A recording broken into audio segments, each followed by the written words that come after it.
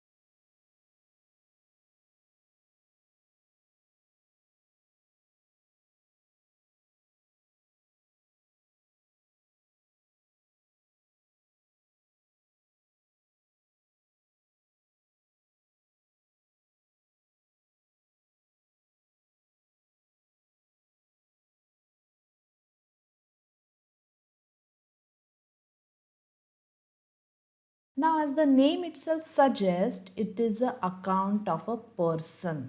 Okay, so person dealing with our business. It is an account of the person dealing with our business. Okay, now this personal account, okay, may be account of some individual, firm, organization, entity, company. So this personal account is broadly classified into three types. One is individual account. So individual account, as the name itself suggests, for example, Mr. A's account, okay, or Deepa's account.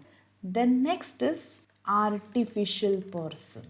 Okay, artificial person may be any company, partnership firm, then your bank account, or any other organization. If you see examples for this may be ABC Private Limited account. Then you may be having X and Y company, partnership firm. Okay, so this is an artificial person. Now the third category is representative personal account. So as the name itself suggests, this is representing a group of individuals or a person. Okay, for example, if you say there are many factory premises which are taken on a rent, okay, for a particular organization. So there is some deposit which has been kept in all this for the purpose of this factory premises. So there is deposit with Mr. A, Mr. B, and so on. So all these are grouped under deposits account. Now this deposit account is nothing but representative personal account. Similarly, you may be giving some advance salary to employees. Now practically it is not possible, okay, to maintain the accounts of lakhs and crores of employees. Okay, so individually you may be having some other account or records for the employees, but for the purpose of accounting you may be recording it in advance salary account. So this is known as a representative personal account. Then there may be some other account like prepaid rent, prepaid expenses, then Sometimes you have some expenses due or outstanding expenses. So all these are representative personal account. Okay. Now if you see this personal accounts, okay, these are either individuals or artificial persons, or that is company, firm, or your bank or some other organization, or you group it under representative personal account. That is when as a business you are dealing with other entity, organization, or other person, you have to maintain that person's account, and it is known as a personal account. Now let us see what is the golden rule for this personal account. So let us understand what is the golden rule for personal account. The golden rule for personal account is debit the receiver, credit the giver.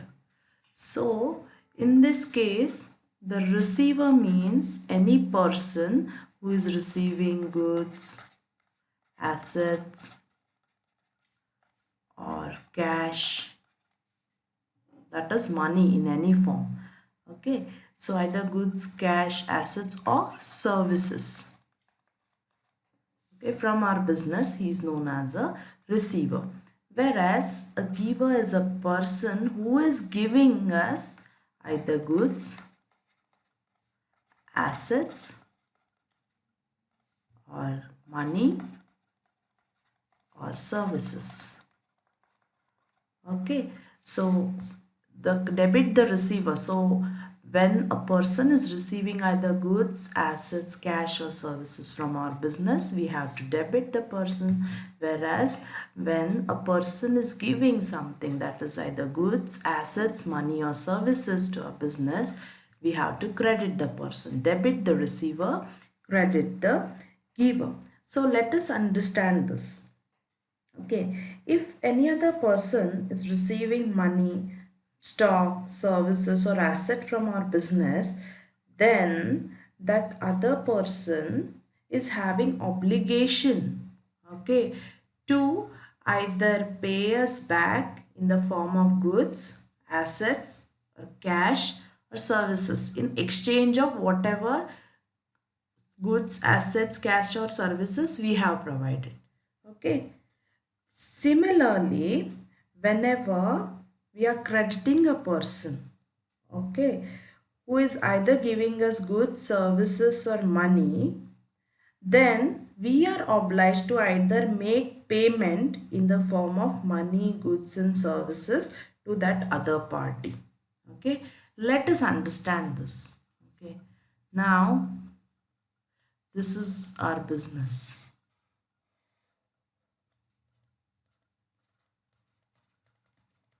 Okay. So, say whenever we are giving something, we are giving goods, this is other party, or we are giving services,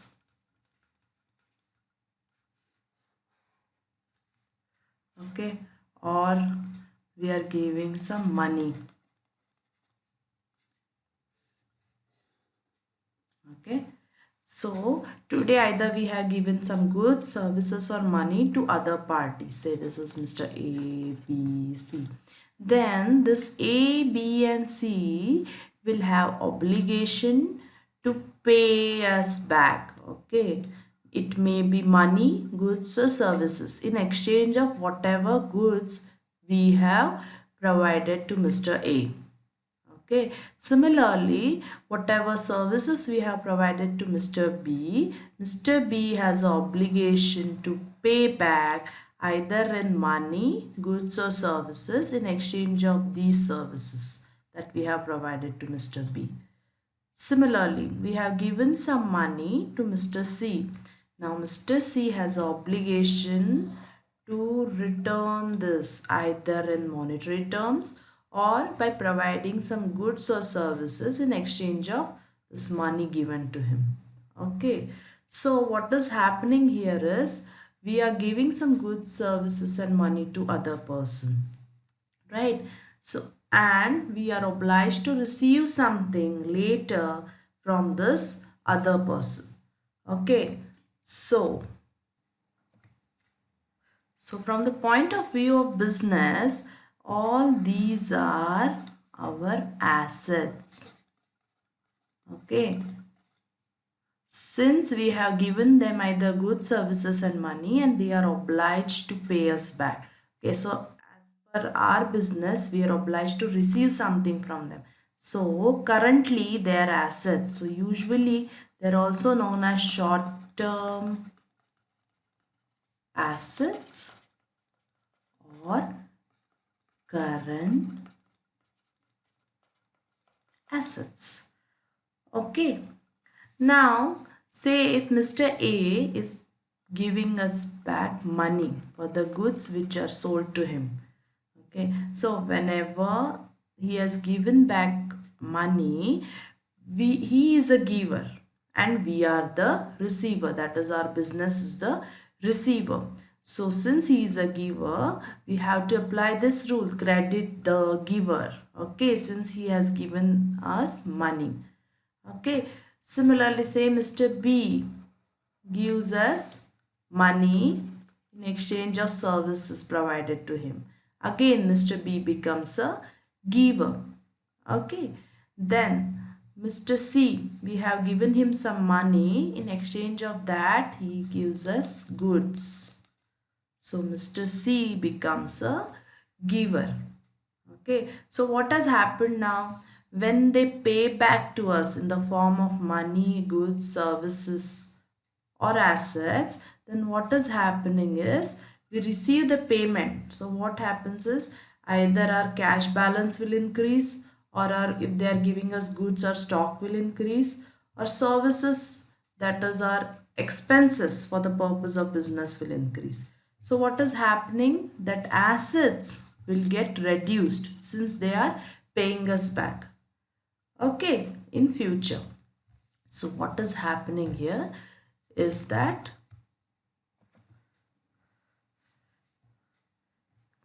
whenever your short-term assets are increasing, okay, then debit. Whereas whenever your short-term assets are decreasing, then credit. Okay, this is the easiest way to remember the golden rule for personal account. Okay, so what is happening whenever your short-term assets, that is whenever your balance in Mr. A, B or C is increasing. When will it increase? When you are giving something and Mr. A, B and C are the receivers. Okay, so what is happening? They will be obliged to give you back in the form of money, assets or goods. Okay, so what is happening here is, since they are obliged to pay back later, this is a kind of your asset. So whenever there is increase in the asset, then you have to debit it. Otherwise, whenever there is a decrease in the asset, then you have to credit. Okay, this is what is a rule. Now let's see one example. Now let's say we have sold goods worth rupees 10,000 to Mr. A. Mr. A is receiver. Okay. So in other words, Mr. A is our short-term asset. Okay. And there is an increase in the balance of Mr. A since he is a receiver. So we have sold goods to Mr. A for rupees 10,000. So what we will be doing is debit Mr. A's account for 10,000. Okay. Say after 1 month, Mr. A pays in cash. So now if you go by that golden rule, credit the giver. Who is the giver here? Mr. A is the giver. He has paid us in cash. Okay. In other words, Mr. A was our short-term asset. Now his balance has reduced since he has made the payment for goods sold in cash. So we will credit Mr. A's account for 10,000. Okay, so this is one of the simple way to remember golden rule of accounting for the personal account. Now let's take one more example. Now let us remember, this is the rule: debit the receiver, credit the giver. Say this is our business. So we are receiving goods from, say, Mr. X. We are receiving some services from Mr. Y, and we are receiving, say, money from Mr. Z. Okay, so here Mr. X, Y and Z, all three are giver. Okay, since they have given goods, services or money. Now our business, okay, we as a business are obliged to pay back Mr. X, Y or Z in terms of either goods, services or money. Okay, so Mr. X, Y and Z are giver, so we are crediting them. Okay. So in other words, Mr. X, Y and Z are our liabilities. Okay.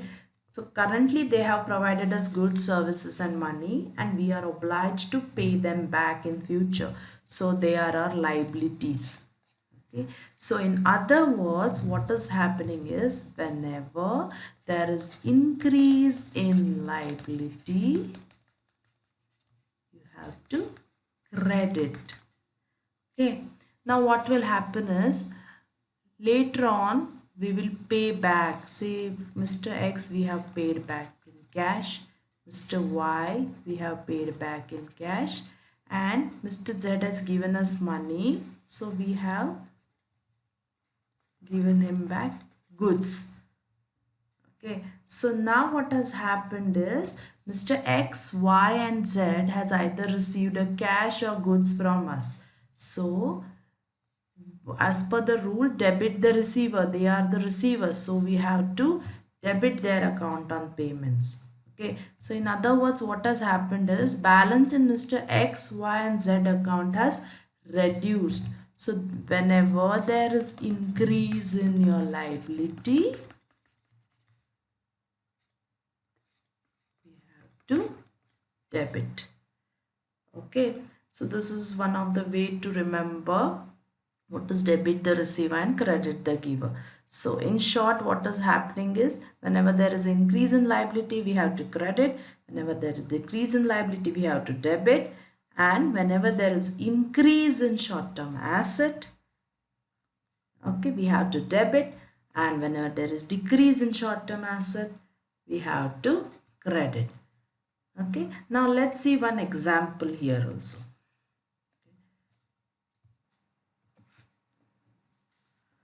Say we have purchased goods of rupees 20,000 from Mr. X. Okay, and we will be making the payment later. So what is happening here? We have purchased goods from Mr. X. So Mr. X is giver. Okay, so in short, what is happening is, Mr. X is our liability, since we will be paying him back later. So increase in liability, we have to credit Mr. X account. Now later, okay, after some days, we are making payment in cash. Okay, we have paid rupees 20,000 to Mr. X. Okay. So now Mr. X is a receiver. So if you see the rule, debit the receiver. Okay. Similarly, in other words, there is a decrease in liability. Since we are paying him back in cash, there is no more liability. So there is decrease in liability. So we will debit Mr. X account. Okay. So this was all about your personal account.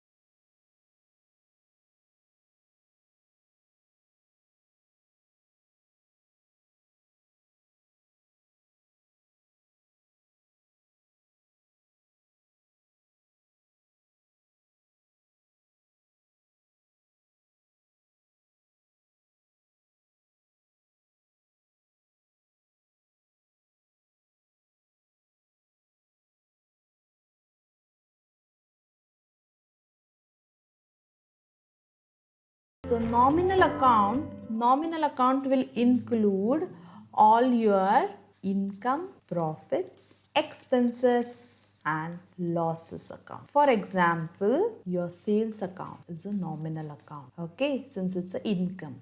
Then your profit from sale of asset, then your interest received from bank, then your expenses like your salaries to employee is a nominal account, then your administrative expenses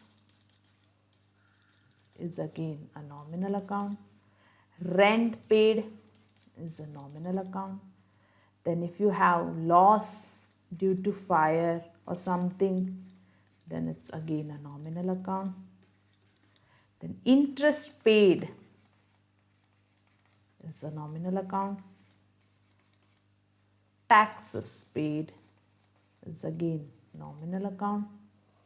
Okay, so all these are examples of nominal account. Now let us see what is the golden rule of accounting for nominal account. Now golden rule of accounting for nominal account is debit all expenses and losses and credit all incomes and gains. So all expenses and losses needs to be debited and we have to credit all incomes and gains. Now let's see one example. Okay, paid rent of rupees 5,000 in cash. Okay, now here we have paid rent. So rent is our nominal account, whereas cash is an asset. So it is a real account. So let's see what will be the journal entry. Rent is a nominal account and it is an expense. So debit expenses. So rent account debit 5,000, and here the next account that is affected is cash. Cash is our asset. Okay, so there is a decrease in the cash since we are paying the rent, right? So decrease in the asset. So we have to credit to cash account. To cash account means we are crediting that account. 5,000. So this will be the journal entry here. Okay. Now let us summarize the golden rule of accounting for all three accounts, and let us also summarize the shortcuts that we have derived, okay, from all three accounts. Okay. Let's see that.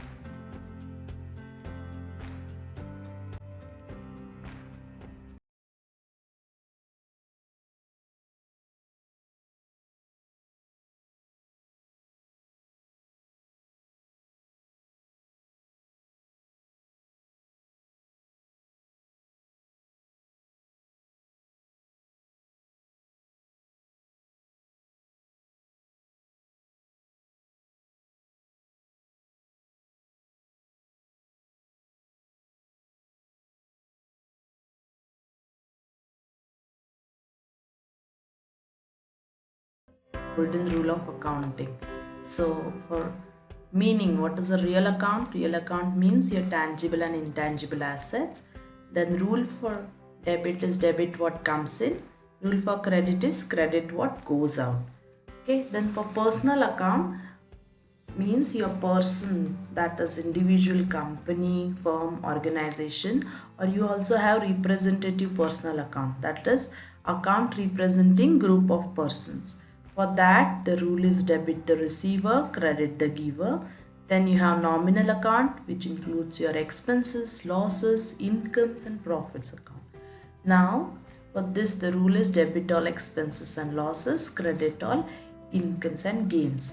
So this is a trick to remember your golden rules of accounting. Okay, so whenever there is increase in asset, Okay, may it be tangible asset, intangible asset, or short-term asset. Whenever there is an increase in asset, you have to debit.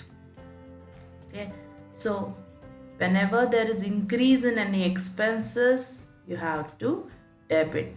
Whenever we incur any losses, you have to debit, and vice versa. That is, whenever there is decrease in asset and expenses, you have to credit. Okay, now for credit, whenever there is increase in liability, you have to credit. Whenever there is increase in income, you have to credit. Whenever you have profits, you have to credit. So you have to remember only this. Okay, whenever there is increase in asset expenses and whenever there are losses, debit. Whenever there is increase in liability, income and profit, you have to credit, and vice versa. Okay, so once you remember this, you'll remember whenever there is decrease in asset and expenses, you have to credit. Whenever there is decrease in liabilities and income, you have to debit. Okay, so that was all about the golden rule of accounting. Thank you.